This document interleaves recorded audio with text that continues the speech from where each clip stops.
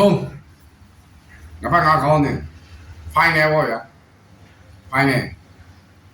ဒါ final နံပါတ်5ခေါင်းစဉ်ကတော့ဘယ်လိုခေါ်လဲဆိုတော့ဒီစီတစ်ခုကိုအသုံးပြုတယ်ရေးရှင်းမှဘာဖြစ်လာမလဲကျွန်တော်အနာဂတ် future ပေါ့နော်လူသားတွေအတွက်နော် increase decrease ပေါ့နော်တိုးတက်မှုနဲ့ကြာနေမှုဘာတွေဖြစ်လဲဆိုတော့ဥပမာလေးနဲ့အဲ့ဒီရဲ့အကြောင်းအရာတွေကိုခဏဖယ်ထားပြီးတော့ဒီကဘီလက်မြေရဲ့ဥပမာလေးနဲ့ကျွန်တော်ပြောပြမယ် Right let's go the future of cement ဘီလက်မြေအခုအကြောင်းပြောတယ်ဘီလက်မြေအနာဂတ်ပေါ့ဗျာမလိုတာလေးတွေဘေးပယ်တာတော့အဲဒါတခြားတော့လွဲပြီးမတွေးပါနဲ့ဘီလက်မြေအနာဂတ်ယနေ့ကဘာကြီးမှာစီမင်းဘီလက်မြေဟာအိမ်လန်ဒရာစက်ယုံဖေးယုံအစရှိတဲ့ထွေထွေစောက်တဲ့မရှိမပြတ်အသုံးပြုနေတဲ့နော် hardware ပစ္စည်းအကြီးစားကြီးပေါ့နော်ပစ္စည်းခုဖြစ်တယ် global cement နော် demand ဘီလက်မြေရဲ့လိုအပ်ချက်ကဘာလူကြီးတိုးတက်လာတာမျိုးပြစနစ်ကြီးထွားတာအဆောက်အုံအသစ်တွေဆက်လက်တည်ဆောက်တဲ့အကြောင်းစီမင်းရဲ့လိုအပ်ချက်ကဆက်လက်ရှိနေအောင်မှာဖြစ်တယ်ဒါပေမဲ့စီမင်းထုတ်လုပ်ဖို့လိုအပ်တဲ့နော် limestone ထုံးကြောက်ပေါ့နော်ခလေးဆိုရှုံမြေကအခြားတဘာဝကုန်ကျန်းတွေကကဘာမြေထဲမှာအကန့်အသတ်နဲ့ရှိတဲ့တင်စားလာတွေဖြစ်ပါတယ်ကျွန်တော်ကလည်းအဲ့ဒါလေးကိုကျွန်တော်ဒီအချင်းစပြီးတော့နော်အခုကျွန်တော်တင်တဲ့ post ချတာနောင်နှစ်90မှာဘလို့ဖြစ်သွားနိုင်တယ်ဆိုတာပေါ့နော် increase degree ပါကျွန်တော် AI နဲ့ခံမှန်းပြီးတော့ပြောပြပါတယ်ကျွန်တော်ကိုယ်တိုင်တော့မသိပါဘူး AI နဲ့နော်ကျွန်တော်မေးကြည့်တယ် AI မေးတာဘယ်လောက်ဖြစ်နိုင်တယ်လဲဆိုတော့သူကနေရောနော်ခံမှန်းရင်လည်းတွက်ချက်ပြပါတယ်နောင်နှစ်90မှာဆိုလို့ရှိရင်တော့50 year from now နော်နောင်နှစ်90မှာဆိုလို့ရှိရင် limestone အလုံးကုန်သွားမယ်လို့တိတိကျကျမပြောနိုင်ဘူး။ဘာကြောင့်လဲဆိုတော့ limestone ဆိုတဲ့တယံဇာတာဘလောက်ပဲရှိတယ်လဲဘလောက်ကိုစီးပွားရေးထုတ်နိုင်လဲစီးမင်းကိုဘလောက်ထိသုံးသွားနိုင်မလဲနိုင်ငံနဲ့ဒေသလိုက်ကိုပါချတယ်။ဒါပေမဲ့သဘာဝကိုညံကိုဆက်လက်အလွန်ကျွံထုတ်နေမယ်ဆိုရင် high quality limestone နော်အည်သွေးကောင်းတဲ့ထုံးကြောင့်ရနိုင်တဲ့နေရာကျော်နိုင်လာတယ်။နောက်ပြီးထုတ်လုပ်မှုနဲ့ကုန်ကြတဲ့သဘောပေါင်းရဲ့ထိခိုက်မှုတွေကိုတိုးတက်လာတယ်ဒါကြောင့်အနာဂတ် cement industry ဒီလက်မြေလုပ်ငန်းအတွက်နော် recycling ပြန်လည်အသုံးပြုခြင်းကုန်ကြမ်းအသုံးပြုလျှော့ချခြင်း low carbon cement ကာဗွန်ထုတ်လုပ်မှုနည်းတဲ့ဘီလက်မြေတွေကိုအပေါ်အရေးကြီးလာမှာဖြစ်တယ်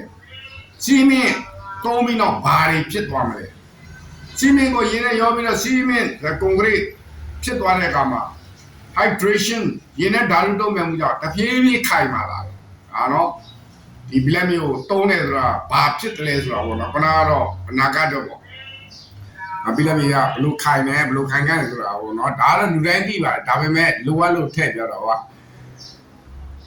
တခါခိုင်မာသွားတဲ့စီမင်း base ဘလက်မျိုးအရင်နှစ်တွေကမူလစီမင်းပေါင်တာဘီလက်မြေမို့ဖြစ်တော့ပြန်မဖြစ်တော့ဘူးအခင်းကြီးဖြစ်သွားတော့ဗျာအဆောက်အဦတစ်ခုပျက်စီးသွားတယ်အကြောင်းမျိုးပျက်စီးတာကွန်ကရစ်ကိုဖြိုပြီးတော့နော်ကွန်ကရစ်ဝေး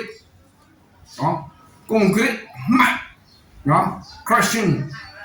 ချိတ်ချေခြင်းနော် recycle aggregate ပြန်လဲအသုံးပြုလာတဲ့ကြောက်စပြည့်အသုံးပြုနိုင်တယ်ကျွန်တော်တို့ကွန်ကရစ်အုပ်ကျိုးအုပ်ပဲတွေပေါ့နော်အဲကြောင့်ကြောက်စလိကဲထပ်တက်မသားရောနော်ပြီးလို့ရှိရင် quality တော့နိုင်တယ်အသုံးပြုတယ်ကျွန်တော်တို့ကလည်းအသုံးပြုပါတယ်အုပ်ကျိုးအုပ်ပဲကောတဲ့တွေလမ်းခင်းတာတွေပါတော့ဒါကြောင့်ဘီလက်မြာပျက်စီးသွားပြီးပျောက်ကွယ်သွားတယ်ဟာမဟုတ်ဘူးအများသောအားဖြင့်အခြားဓာတ်ပေါင်းနဲ့ပေါင်းစပ်ပြီးခိုင်မာတဲ့ကွန်ကရစ်ဖြစ်ကဘာမြေပြင်ပေါ်မှာဆက်လက်တည်ရှိနေပါတယ်နော်အဆုံးသတ်တွေးကြအောင်ဗျာခင်ဗျားတို့ကျွန်တော်ဝိုင်းပေါင်းပြီးတော့ cement is not just all the pounder ဘီလက်မြေဆိုတာအမှုန့်တစ်ခုလည်းမဟုတ်ဘူးရေကြီးတဲ့ကထုံးကြောက်ကနေစတင်ပြီးတော့နော်ကုန်ကြမ်းနေတဲ့မီးဘိုးတွေကိုဖုတ်မယ်ပေါ့ဗျာနော်ကရင်ကကြိတ်ချေပြမယ်နော်ဘီလက်မြေကွန်ကရစ်ဖြစ်သွားတယ်ဆိုတော့လမ်းကြောင်းနဲ့လူသားတဲ့အိန္ဒရာဆောက်လို့ဆောက်အုပ်များစွာကိုဖြစ်ပေါ်သေးတယ်ဒါပေမဲ့အဲ့ဒီအားလို့အခြေခံကဘာမြေကြီးတွေကတဘာဝကုန်ကြမ်းပြည့်တဲ့ဒီဆောက်ရုံလည်းမပြီးဘူးတဘာဝကိုလည်းထိန်းသိမ်းရမယ်ဟုတ်တယ်မလားအလုံးကျွန်းအသုံးပြုခြင်းကကျွန်တော်တို့ နောက်ထပ်လာမဲ့ဖြူကြပါအနာဂတ်အတွက်လိုအပ်ချက်လေးတွေရော့ပါသွားနိုင်တယ်ဆိုတဲ့ကြောင့် quality ရော့နိုင်ကြောင်းနော်အဲ့ဒါကို buying today protest tomorrow ယနေ့တိဆောက်ပါမနက်ဖြန်ကာကွယ်ပါโอเคနော်အပိုင်းကလည်းကျွန်တော်ဆုံးသက်ပြီးပါပြီအခုလို့ကျွန်တော်ရဲ့ဘီလက်ဘီအကြောင်းကိုကျွန်တော် YouTube ရောဘက်ဆုံးကျွန်တော်လေ့လာပြီးတော့တင်ဆက်ခြင်းအတွက်ကြည့်ရှုသူအားလုံးကိုထူးပဲကျေးဇူးတင်ပါတယ်ဘူးတို့လည်းလိုက်လာမှတ်သားပါเนาะကျွန်တော်ရဲ့ဗီဒီယိုပို့သေးကိုကြိုက်လို့ရှင် like တို့ subscribe တို့ပေးခဲ့ပါဗျာ comment မှာအကြောင်းအရာလေးတွေဆွေးနွေးခဲ့ပါရေးခဲ့ပါเนาะအားလုံးကိုကျေးဇူးတင်ပါတယ်နောက်ထပ်ဗီဒီယိုတစ်ခုမှာပြန်ဆောင်ကြမယ်ဘာလာမလဲတော့မေ Discovery MPD မှတ်ထားနော် YouTube မှာအမြဲရှိတယ် Okay ဘိလက်မြေအကြောင်းဗဟုသုတဒီမှာတင်ပြီးဆုံးပါပြီကျေးဇူးအထူးတင်ပါတယ်